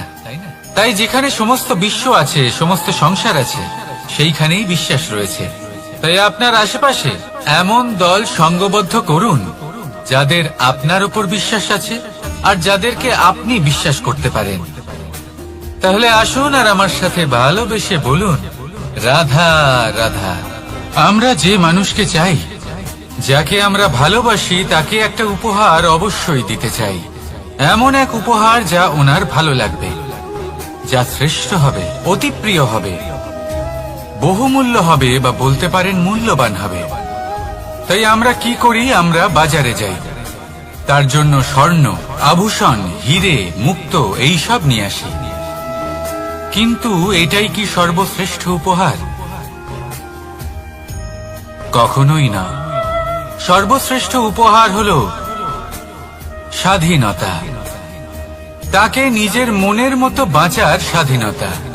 যদি আপনি কাউকে স্বাধীনতা না দিতে পারেন, তাহলে সে কোথাও না কোথাও বন্দী হয়ে যায়, তার বিকাশ কোথাও না কোথাও আটকে যায়। কিন্তু যদি আপনি কাউকে স্বাধীনতা দিতে পারেন, তাহলে আপনি দেখবেন ও সমস্ত সংসারকে, এই জীবনকে নিজের দৃষ্টিভঙ্গি দিয়ে দেখবে, বুঝবে যে কোনটা হলো উচিত আর কোনটা হলো অনুচিত, আর এটাই হলো সর্বশ্রেষ্ঠ। আর এবার যদি কাউকে স্বাধীনতার মাধ্যমে এত বড় একটা শক্তি দিতে পারেন, তাহলে আপনি আমাকে বলুন, এর থেকে বড় উপহার আর কি হতে পারে? আসুন আর আমার সাথে ভালোবেসে বলুন, রাধা রাধা। কর্ম, ধর্ম আর কর্তব্য, এই তিনটি একে অপরের সাথে জড়িত। আর অনেক সময় এই তিনটি পালন করতে করতে আমাদের সেই ব্যক্তির সামনে গিয়ে দাঁড়াতে হয়, তার বিরুদ্ধেই যেতে হয়, যাকে আমরা সব থেকে বেশি ভালোবাসি। কিন্তু সেইখানে এই যুদ্ধ কোনো ব্যক্তিগত যুদ্ধ থাকে না। এ হলো কর্ম, ধর্ম আর কর্তব্যের যুদ্ধ। এটা সরল নয়, অত্যন্ত কঠিন হয় তার সম্মুখীন হওয়া যাকে আমরা সব থেকে বেশি সম্মান করি। কিন্তু আমাদের তো আমাদের ধর্মের পথে চলতেই হবে, কারণ আমরা কর্মবদ্ধ, কর্তব্যবদ্ধ, আর এটাই করা উচিত। শুধু এটুকু মনে রাখবেন, যদি আপনার উদ্দেশ্য শুভ হয়, আপনার ভাবনা শুভ হয়, আপনি যদি কর্ম, ধর্ম আর কর্তব্যের পথে অগ্রসর হন, তাহলে এই প্রক্রিয়াতে যদি আপনাকে আপনার আরাধ্যেরও সামনে দাঁড়াতে হয়, তাহলেও আপনার কোনো ক্ষতি হবে না। তাহলে আসুন আর আমার সাথে ভালোবেসে বলুন, রাধা রাধা। প্রেম এই সংসারে এসেছিল এই সংসারকে প্রেমের শিক্ষা দেওয়ার জন্য, এই জীবনের সুখের অনুভূতি আসলে কি তা শেখানোর জন্য। কিন্তু যদি সত্যি কথা বলি, তো আমি নিজেই প্রতিদিন প্রেমের নতুন নতুন স্বরূপ দেখতে পাই, প্রেমের একটা নতুন অনুভূতি প্রত্যেক নতুন দিনে। আর তার কারণ হলো এই প্রেম অনন্ত, এ হলো দৈব। প্রেম হলো এই সংসারের সব থেকে বড় ঢাল এবং সব থেকে বড় অস্ত্র। এই প্রেম ছাড়া না কোনো ন্যায় হয় আর না কোনো শাস্ত্র, না জীবন আছে আর না অন্ত। এবার যদি এই প্রেম মনের মধ্যে বাস করতে শুরু করে, তাহলে কখনো কোনো সমস্যাই হবে না, আর যদি হয়েও থাকে তাহলে তা স্থায়ী হবে না। এই প্রেম কি না করতে পারে? এই প্রেম সমস্ত সমস্যা মিটিয়ে ফেলতে পারে, আপনার মনের মধ্যে অহংকারকেও বিনাশ করে দিতে পারে, আপনাকে সাক্ষাৎ ঈশ্বরের সাথে দেখা করাতে পারে। তাই প্রেমের দ্বারা প্রয়াস করতে থাকুন।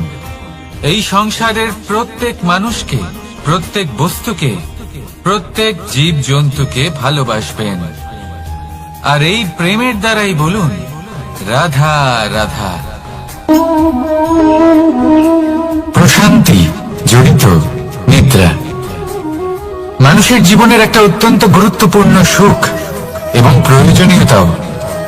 দেখতে গেলে এই সংসারের প্রত্যেক পশু পাখি, প্রত্যেক জীব অবশ্যই নিদ্রা প্রাপ্ত করেন, কিন্তু মানুষ, যার মধ্যে বিচার বিবেচনা করার শক্তি অন্যদের থেকে অনেক বেশি, তার কিন্তু ঘুমের কিছু সমস্যা অবশ্যই হয়। কি বলে, তাই তো?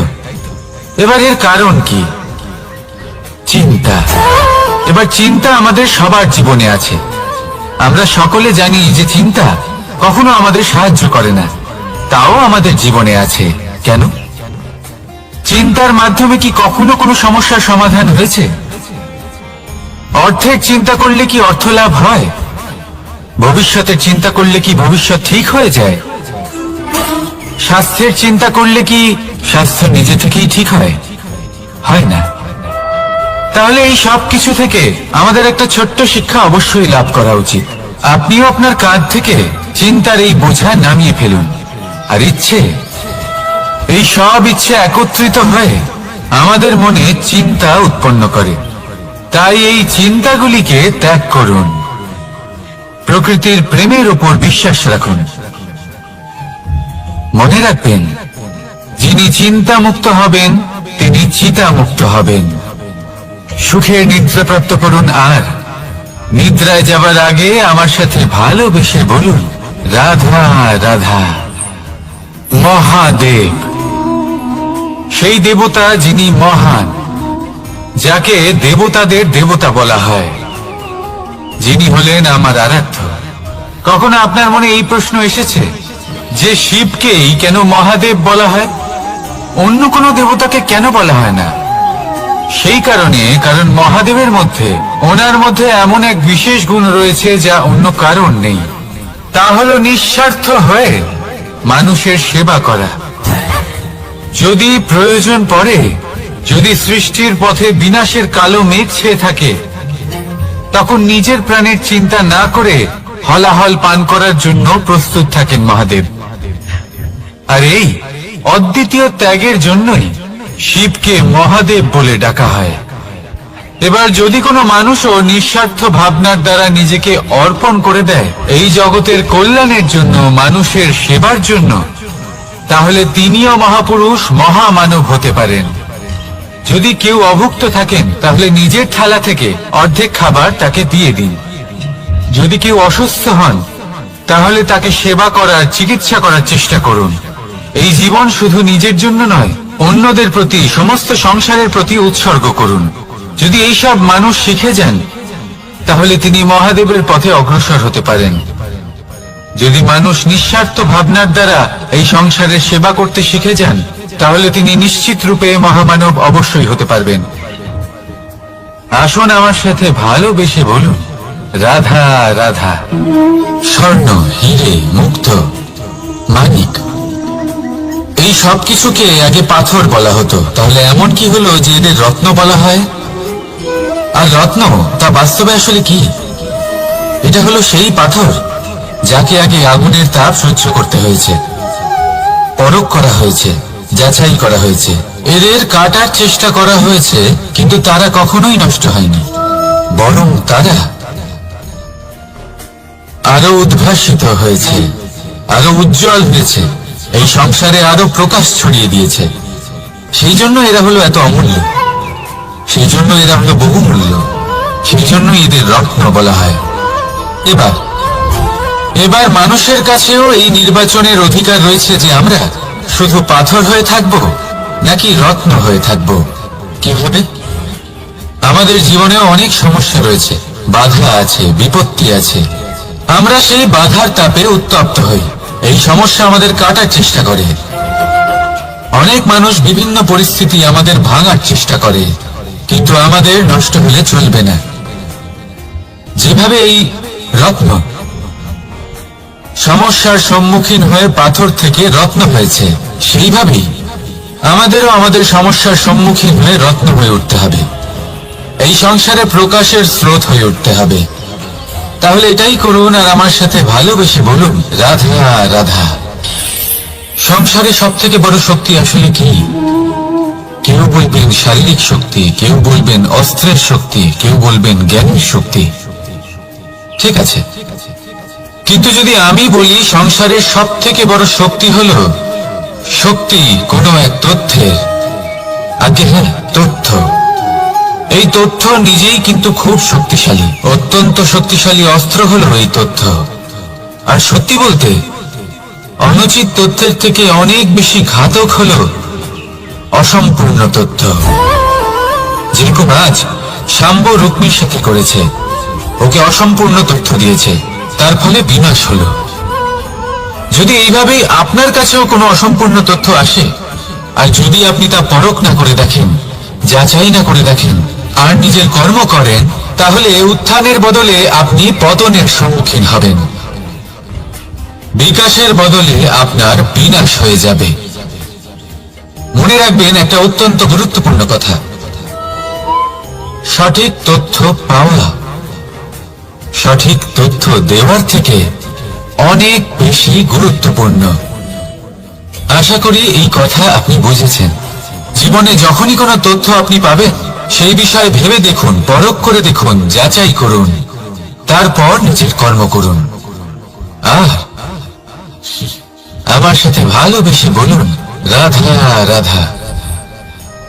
ধর্ম এবং প্রেম, এই দুই হলো একই মুদ্রার দুই পিঠ। যদি এদের মধ্যে কোনোটা নষ্ট হয়ে যায়, তাহলে দ্বিতীয়টাও থাকে না। কখনো ভেবেছেন এমন কেন হয়? তার জন্য আগে আপনাকে বুঝতে হবে যে ধর্ম আসলে কি। ধর্ম সেটাই যা এই সংসারের প্রত্যেক মানুষকে একে অপরের সাথে সুখ এবং শান্তিতে থাকতে প্রেরণা যোগায়। এই প্রেরণার আধার হলো প্রেম। প্রেম সেটাই যা আপনার মধ্যে অন্য কারোর প্রতি করুণাবোধ জাগিয়ে তোলে, সম্মান জাগিয়ে তোলে। এবার যদি প্রেম চলে যায়, তাহলে সবার আগে বিনাশ হবে সম্মান আর করুণাবোধের। এবার যেখানে না প্রেম রয়েছে, না সম্মান রয়েছে, না করুণা রয়েছে, সেখানে ধর্ম কিভাবে বাস করবে? অশুভ ইচ্ছে জাগ্রত হয়ে ওঠে, ক্রোধ জাগ্রত হয়ে ওঠে, অহংকার জাগ্রত হয়ে ওঠে, আর তারপর আরম্ভ হয় অধর্মের। তাই যা যা ভাবনা আপনার অন্তরে প্রবেশ করছে করতে দিন, কিন্তু যাই হোক না কেন এই প্রেমকে নিজের থেকে দূরে যেতে দেবেন না। এই প্রেমকে চিরকাল নিজের কাছে রাখুন, নিজের হৃদয়। আর এই প্রেম ভাব নিয়ে বলুন, রাধা রাধা। মানুষের জীবনে উন্নতি লাভ করার জন্য তিনটি স্তম্ভের প্রয়োজন হয়। প্রথম স্তম্ভ শিক্ষা। এই শিক্ষা আমাদের জ্ঞান প্রদান করে। দ্বিতীয় স্তম্ভ ব্যবসা, যার দ্বারা আমরা ধন উপার্জন করি। তৃতীয় স্তম্ভ হলো আমাদের ঈশ্বর, আমাদের ইষ্ট। এনার সাথে যদি আমরা জুড়ে থাকতে পারি, তাহলে এমন একটা মানসিক বল আপনি লাভ করবেন যেটা এই সংসারে আর কোথাও পাওয়া সম্ভব না। কিন্তু মানুষ অনেক সময় জীবনে এই তিনটি স্তম্ভ লাভ করা সত্ত্বেও সামনে অগ্রসর হতে পারেন না। তখনও জীবনে কঠিন পরিস্থিতি আসতেই থাকে। এমনটা ঠিক কেন হয়? কারণ সে জীবনে এই তিনটি স্তম্ভ লাভ করে নেয়, জীবনে প্রয়োগও করে, কিন্তু তার ভিতের কথা সে ভুলেই যায়। যেমন প্রথম স্তম্ভ অর্থাৎ শিক্ষা। এই শিক্ষার আধার হলো শুভ চেতনা। যদি অন্তরে শুভ চেতনা না থাকে, তাহলে এই শিক্ষার কোনো গুরুত্ব থাকে না। দ্বিতীয় স্তম্ভ ব্যবসা। পরিশ্রম করে উপার্জন করতে হবে, এই কথাটা আমরা সবাই জানি এবং সবাই চেষ্টাও করি। কিন্তু ব্যবসা করতে করতে আমরা এটা ভুলে যাই আমাদের ব্যবহার কেমন হয়ে পড়েছে। এই ব্যবহার যদি শুভ হয়, তাহলে আমাদের উপার্জন আস্তে আস্তে একটা স্থির জায়গায় এসে পৌঁছবে। এবং তৃতীয় স্তম্ভ আমাদের ভগবান। যদি ওনার স্মরণে আপনি যেতে চান, তাহলে তার পূর্বে নিজের মা বাবাকে সেবা করুন, তাদের যত্ন করুন, তাদেরকে ভালোবাসুন, কারণ ওনারাই হলেন এই সংসারে আপনার সব থেকে বড় ইষ্ট।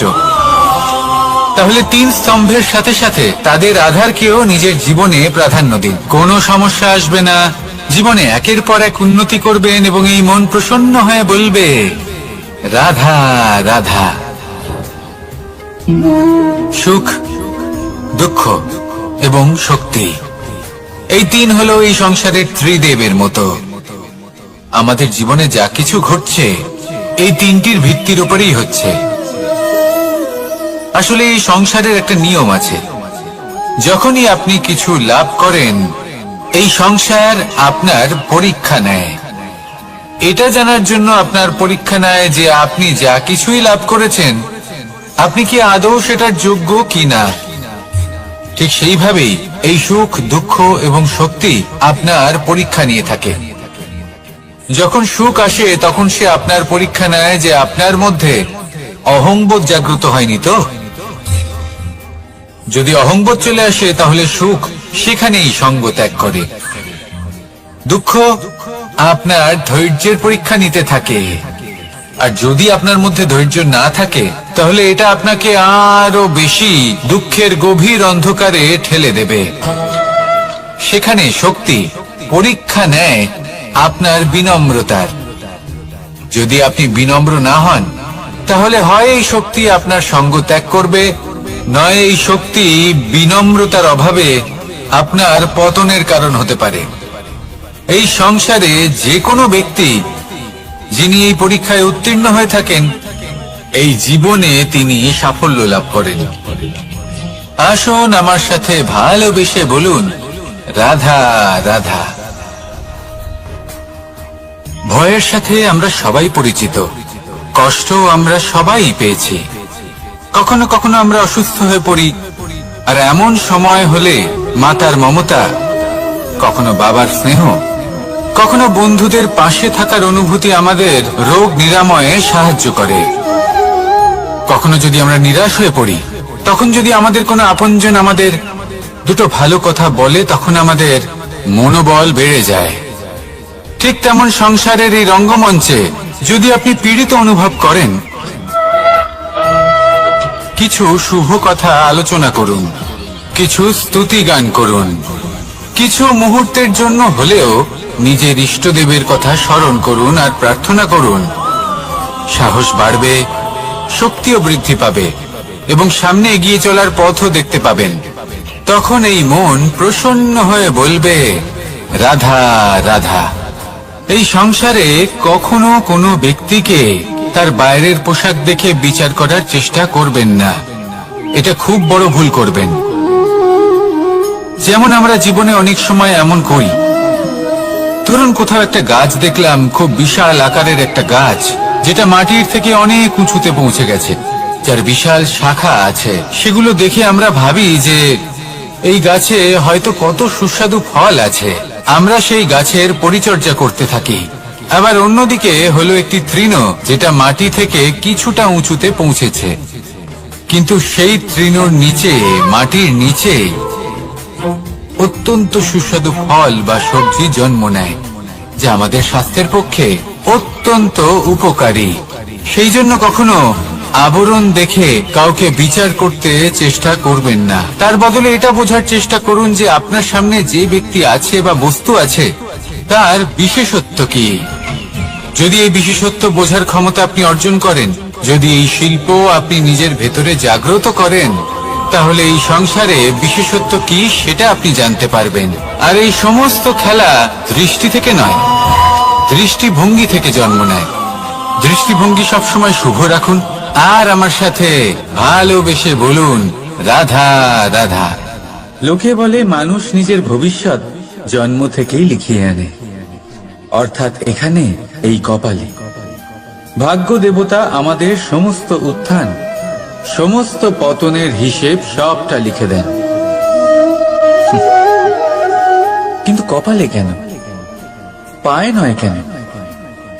যদি পায়ে লেখা হয় তাহলে আমরা পড়তে পারবো, যদি কপালে লেখা হয় আমরা ছাড়া বাকি সবাই পড়তে পারবে। এবারে আমাদের কপাল এখানে তাই প্রতিফলিত হয় যা আমাদের মস্তিষ্কে আছে, আর মস্তিষ্কে থাকে আমাদের ভাবনা। তাই এই ভাবনার ধনাত্মক হওয়া অত্যন্ত জরুরি। এতে বিকাশের জন্য স্থান রাখুন, এতে সবাইকে একসাথে নিয়ে চলার ভাবনা রাখুন। আর বিশ্বাস করুন,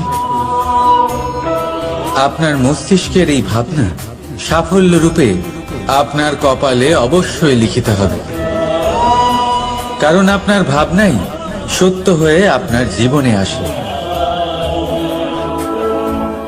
রাধা রাধা। সময় বড়ই অদ্ভুত, এই সময়, তাই না? দেখতে গেলে এটা একটা অনুভূতি, একটা সংখ্যা, একটা বিষয়। এবারে দেখুন না, সূর্যোদয় সকলের একসাথেই হয়, তাই তো? কারোর আগে কারোর পরে এমন তো হয় না, সবার একসাথেই হয়।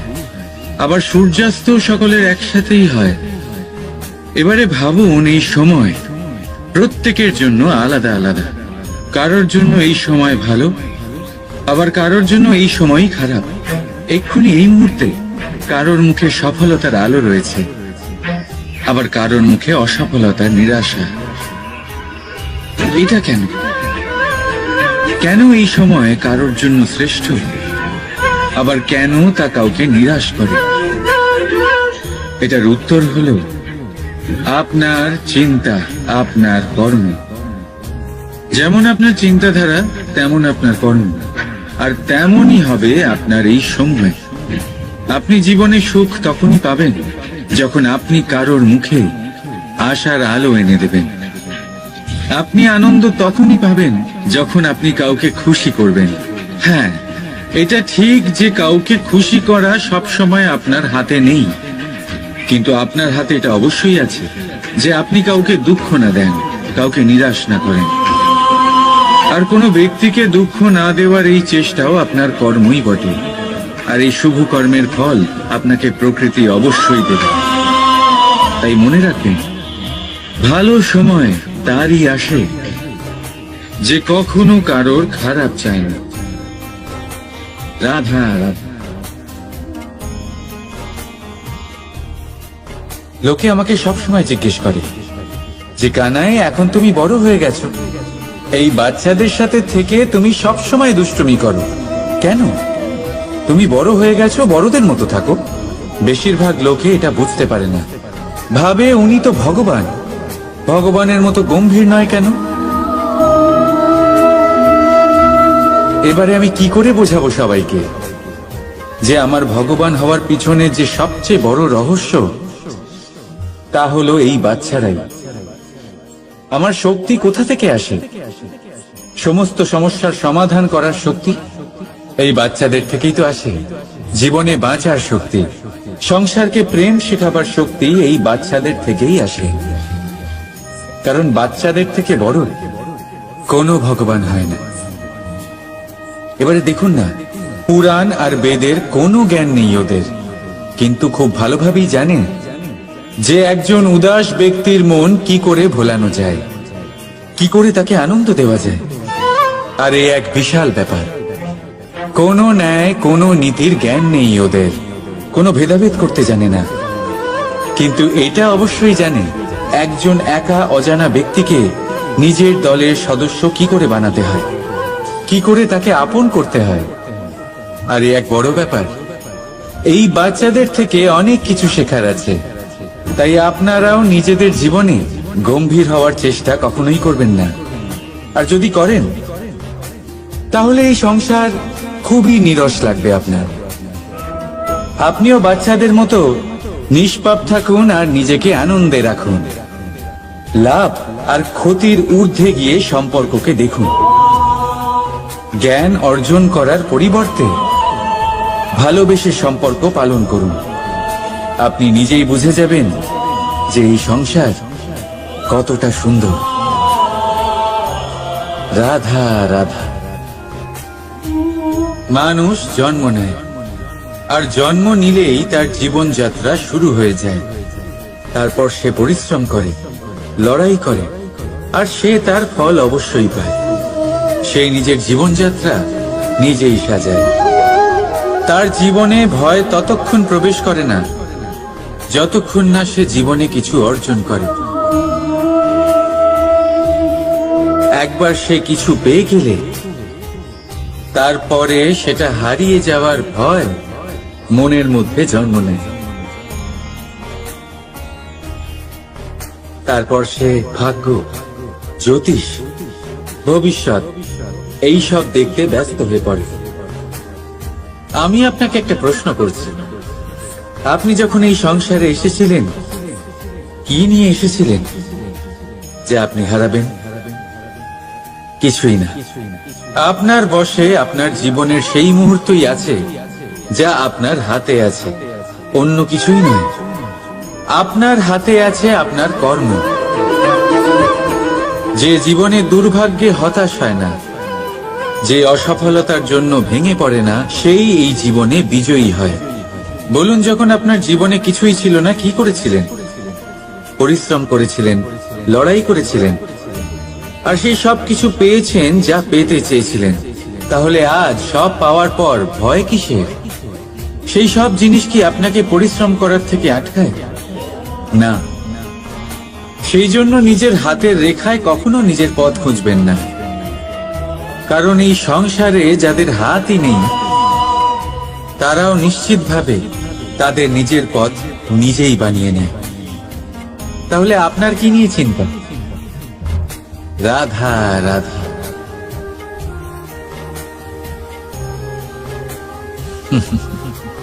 সময়, এই সময় না কোনো ব্যক্তি, না জীব, না বস্তু, তাও সময় জীবিত থাকে। এই সময়ে না জল, না অগ্নি, আর না বায়ু, কিন্তু তাও আমাদের জীবনের আধার এই সময়। দেখতে গেলে মানুষ এই সময়ের হাতের খেলনা। কখনো আমাদের সময় ভালো হয়, আবার কখনো খারাপ। কেউ সময় আসার প্রতীক্ষা করে, আবার কেউ সময় যাওয়ার প্রতীক্ষা করে, কিন্তু এই সময় কারোর হাতে ধরা দেয় না। এই সময় যা কেউ দেখতে পায় না, এটা সবাইকে সবকিছু দেখিয়ে যায়। দেখিয়ে যায় যে আপনকে আর পরকে, আমাদের শুভাকাঙ্ক্ষীকে আর ক্ষতিকে চায়, আমাদের মিত্রকে আর আমাদের শত্রুকে। এই সময় আপনাকে দেখায় যে আপনি কতটা শক্তিশালী, সেই সময় আপনাকে দেখিয়ে যাবে আপনি কতটা দুর্বল। এই সময় সব কিছু দেখিয়ে যায়। তাই এই সময় যা এতটা শক্তিশালী, তা আমরা নষ্ট কেন করি? ভেবে দেখুন। এবারে উঠুন আর এই সময়ের সম্পূর্ণ ব্যবহার করুন, এই সময়ের সদ্ব্যবহার করুন, কারণ এই সময়কে ব্যবহার করাটাই আপনার হাতে রয়েছে, আর কিচ্ছু না। আর এই সময় একবার বয়ে গেলে তখন যাই করুন না কেন কখনো ফেরত আসবে না। সময়ের সদ্ব্যবহার করুন আর সবার মধ্যে আনন্দ ছড়ান। আর আসুন আমার সাথে ভালোবেসে বলুন, রাধা রাধা। আমরা সবাই জীবনে সফল হতে চাই, তাই না? প্রত্যেকের জীবনে ব্যক্তিগত একটা লক্ষ্য আছে, আর প্রত্যেকের জীবনে তাদের লক্ষ্যে পৌঁছানোর আলাদা আলাদা যাত্রা আছে। এবার এই যাত্রায় অগ্রসর হওয়ার জন্য পথের দরকার। পথ, এই পথ, এটা অত্যন্ত গুরুত্বপূর্ণ, আর মানুষ এটাই বুঝে উঠতে পারেন না। অধিকাংশ মানুষ তাদের গোটা জীবন কাটিয়ে দেন এই পথ খুঁজতে গিয়ে, আর অধিকাংশ মানুষ জীবন কাটিয়ে দেন তাদের এই পথ বদলাতে গিয়ে। কিন্তু এভাবে সাফল্য অর্জন করা যায় না। এবারে আপনারা জিজ্ঞেস করবেন, কি করে সাফল্য লাভ করবেন? এই সফলতা তিনি অর্জন করেন যে তার পথ নিজেই তৈরি করে। দেখুন, যত শক্তি আর যত সময় আপনি পথ খুঁজতে আর বদলাতে গিয়ে নষ্ট করবেন, তার থেকে কম সময় এবং শক্তির দ্বারা আপনি নিজের পথ নিজেই বানাতে পারবেন, নিজের লক্ষ্যে পৌঁছতে পারবেন। সেই জন্য বারবার আপনার পথ বদলাবেন না, খোঁজাখুঁজি করবেন না। নিজের এই যাত্রায় নিজের পথ নিজেই তৈরি করুন, আর যত তাড়াতাড়ি সম্ভব নিজের লক্ষ্যে পৌঁছে যান। রাধা রাধা। আপনি ওই কথাটা নিশ্চয়ই শুনেছেন, যখন ভগবান একটা দরজা বন্ধ করেন তখন অন্যদিকে অনেক দরজা খুলে দেন। এবার এই দরজা, এই সমস্ত পথ আমরা দেখতে পাই না, অনেক সময় আমরা বুঝতে পারি না, হারিয়ে যায় সব। কখনো কখনো মনে হয় যে এই কথাটাই মিথ্যে, কিন্তু আসলে তা তো নয়। তাহলে হারিয়ে যায় কেন? কারণ আমরা সময় নষ্ট করি এই দরজার দিকে তাকিয়ে থেকে। ভাবি এই বুঝি দরজা খুলবে, এবার দরজা খুলবে। অপেক্ষা করতে করতে আমরা অনেক সময় নষ্ট করে ফেলি। এত সময় নষ্ট করি যে আমরা দেখতে পাই না, খুঁজে পাই না সেই সমস্ত দরজা আর পথ যা আমাদের জন্য খোলা রয়েছে। যদি খুঁজেই না পাই তাহলে তা ব্যবহার করব কি করে? মনে রাখুন, ভগবান সব সময় আমাদের সাথে রয়েছেন, আমাদের সাহায্য করছেন। এই পথ সব সময় আছে, সর্বত্র আছে। দরকার রয়েছে শুধুমাত্র দৃষ্টির, দৃষ্টিভঙ্গি এবং ভাবনার। এই দৃষ্টিকে বিস্তৃত করুন, এই দৃষ্টিভঙ্গিকে ধনাত্মক করে তুলুন, আর এই ভাবনা, এর সীমা একটু বাড়িয়ে তুলুন। তারপর দেখবেন সব খুঁজে পাবেন। আসলে কি, এই যে ঈশ্বর, এই যে পরমাত্মা, তা আমাদের সাথে রয়েছে, আমাদের মনের মধ্যে রয়েছে। যিনি তাকে মন থেকে চাইবেন তিনি তাকে মনের মধ্যে অবশ্যই খুঁজে পাবেন। যদি উনি মন থেকে চান পথ খুঁজে পেতে, তাহলে তিনি অবশ্যই পথ খুঁজে পাবেন। তাহলে আসুন আমার সাথে ভালোবেসে বলুন, রাধা রাধা। ধর্ম, আমরা সকলে ধর্মের বিষয়ে কথা বলি, কখনো নিজের ধর্মের বিষয়, আর কখনো অন্যের ধর্মের বিষয়। কখনো আমরা অধর্ম দেখলে সেই বিষয়ে কথা বলি। অনেক রকম আলোচনা হয়, কিন্তু এই ধর্ম আসলে কি, সেটা কি কেউ বোঝে? যদি আমি আপনাকে উত্তর দিই, এই উত্তর সরল। ধর্ম হলো তাই যা মানুষকে অন্য মানুষের সাথে, সমস্ত বিশ্ব সংসারের সাথে আনন্দ সহকারে বাঁচতে শেখায়। সেই জন্য আপনি যদি কখনো কোনো ধর্মীয় স্থানে যান, সেই ধর্মীয় স্থানে গিয়ে আপনার শান্তির অনুভূতি হয়, তাই না? কিন্তু দেখুন, ধর্মের জ্ঞান থাকলেই সেই মানুষ ধর্মের পথে চলতে পারবে এমন কোনো কথা নেই। অনেক সময় সম্পর্কে যখন সংঘর্ষ বেড়ে যায়, তখন ইচ্ছের জন্ম হয়, ক্রোধের জন্ম হয়, অহংকারের জন্ম হয়, আর তারপর বিনাশ হয়ে যায় এই ধর্মের। সেই জন্য দ্বিতীয় সবথেকে গুরুত্বপূর্ণ গুণ যা আমার সারথীর মধ্যে থাকা উচিত, তা হলো ধর্মবীর হওয়া। এবার দেখতে হবে সেটা এই যে কে হবে সেই ব্যক্তি যিনি এই স্বয়ম্বরে নিজের ধর্মে অটল থাকবেন। কারণ সেই ব্যক্তি এই সংসার থেকে সরে এসে ধর্মের পুনঃস্থাপনের এই মহাকার্যে আমার সারথী হতে পারবেন। তাহলে আসুন আমার সাথে ভালোবেসে বলুন, রাধা রাধা। কর্ম, ধর্ম, জ্ঞান, এই 3 স্তরে অনেক মানুষ পৌঁছতে পারেন।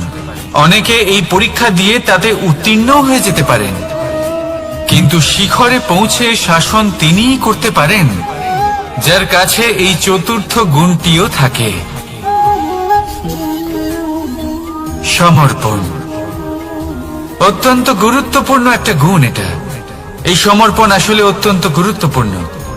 পূর্ণ সমর্পণ দরকার নিজের লক্ষ্যের প্রতি, সমর্পণ নিজের কর্তব্যের প্রতি, সমর্পণ নিজের আত্মার থেকে নির্গত স্বরের প্রতি, সমর্পণ নিজের রথীর প্রতি, অর্থাৎ আমার প্রতি। এবার এই পরীক্ষায় অত্যন্ত কঠিন এক বাঁক আসতে চলেছে, যেখানে সারথীকে সমর্পণের নিরিখে পরীক্ষা করা হবে, আর তাতে উত্তীর্ণ হওয়ার পরেই তার হাতে ধর্ম স্থাপনের রথের রাশ তুলে দেওয়া হবে। দেখা যাক কি হয়। ততক্ষণ আপনি প্রসন্ন থাকুন আর আমার সাথে ভালোবেসে বলুন রাধা রাধা। যখন একজন ভক্ত এবং তার ভগবান এক আকার ধারণ করেন, যখন একজন ভক্ত নিজের ভগবানের প্রতি, নিজের জীবনের লক্ষ্যের প্রতি সম্পূর্ণরূপে সমর্পিত হয়ে যান, তখন জন্মগ্রহণ করে ভক্তি। আর তখন সংসারের সমস্ত আশা তিনি ত্যাগ করতে পারেন। সমস্ত আশা শেষ হতে পারে, কিন্তু মানুষের সঙ্গ ভক্তি কখনো ত্যাগ করে না। যখন ভক্ত ও ভগবান এক আকার ধারণ করেন, এক হয়ে যান, তখন রথী এবং সারথীর মধ্যে কোনো পার্থক্য থাকে না। তারাও এক হয়ে যান। একটাই ব্যক্তিত্ব, একটাই অস্তিত্ব। আর সেই জন্যই কখনো কখনো রথীর আদেশ ছাড়াই সারথী রথ চালিয়ে দেন, আবার কখনো সারথীর পরামর্শ ছাড়াই রথী আক্রমণ করে ফেলেন। এ তো শুধুমাত্র আরো একটা গুণ সেই সারথীর মধ্যে, যিনি ধর্ম স্থাপনার মহান কাজে আমার সারথী হতে চলেছেন। তাহলে আসুন আমার সাথে ভালোবেসে বলুন রাধা রাধা। ভাগ করে নেওয়া বা বন্টন করা প্রত্যেক মানুষের জীবনে অবশ্যই হয়ে থাকে, আর অনেক সময় এটা জীবনে অতি আবশ্যক হয়ে পড়ে। কিন্তু ভাগ করার মনোকামনা তার থেকেও বেশি গুরুত্বপূর্ণ হলো যে কোন ঘটনার আধারে এই বাটোয়ারা হলো। অনেক সময় এই বাটোয়ারা হলো শান্তির প্রতীক, আবার অনেক সময় এই বাটোয়ারা বিপ্লব ঘটাতে পারে, এমন এক বিপ্লব যা মহাযুদ্ধ ঘটিয়ে দিতে পারে। দেখুন, বাটোয়ারা সম্পত্তির হোক বা হোক ভিক্ষার, শিক্ষা কিন্তু একটাই। জীবনে অনেক সময় বাটোয়ারা দরকার হতে পারে, কিন্তু যতদূর সম্ভব তা এড়িয়ে চলুন, একসাথে মিলে এগিয়ে চলুন। কারণ দেখুন, এই যে বাটোয়ারা ভাগ করে দেয়, আর সেখানেই একতা আপনাকে অগ্রসর করে। তাহলে আপনিও এটাই করুন, একসাথে মিলে সামনে এগোন, আর আমার সাথে ভালোবেসে বলুন রাধা রাধা। আত্মীয় স্বজন কারা হন? তারাই যারা সুখে দুঃখে পাশে থাকেন, তারা যারা বিপদের সময় আপনার পাশে এসে দাঁড়ান। এবার দেখুন, একটা প্রশ্ন করব আপনাদের, সব থেকে ঘনিষ্ঠ, আবশ্যক এবং গুরুত্বপূর্ণ আত্মীয় কারা, বিশেষ করে বিপদের সময়? কেউ বলবেন মাতা, কেউ বলবেন পিতা, কেউ বলবেন ভাই বোন, ইত্যাদি ইত্যাদি। এবার ভাবুন, আপনি বড় হয়ে গেছেন, আপনি বাড়ি থেকে দূরে চলে গেছেন, পেট ভরানোর জন্য আপনাকে প্রত্যেকদিন চেষ্টা করতে হয়। এমন সময় যদি আপনার জীবনে বিপদ এসে পড়ে, তাহলে কখন আপনার খবর ওনাদের কাছে পৌঁছবে?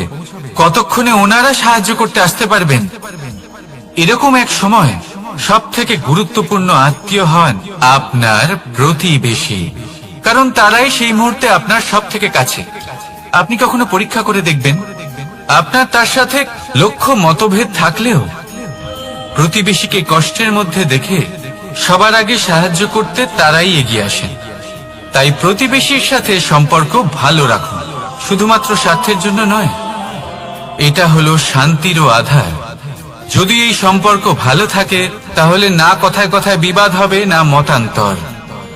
আর এই সুখী সম্পর্কের ছায়ায় মন প্রসন্ন হয়ে বলবে রাধা রাধা। কখনো ভেবে দেখেছেন, মানুষকেই এই সংসারে সর্বশ্রেষ্ঠ প্রাণী কেন বলা হয়? অন্য কোনো প্রাণীকে কেন নয়? শুধু কি এই জন্যই আমরা চিন্তা করতে পারি, আমাদের কাছে তীক্ষ্ণ বুদ্ধি রয়েছে, কোনো কিছু আবিষ্কার করতে পারি, সেই কারণেই? তা তো অন্য কোনো প্রাণীর কাছেও থাকতে পারে। এমন কিছু পশুও রয়েছে যাদের কাছে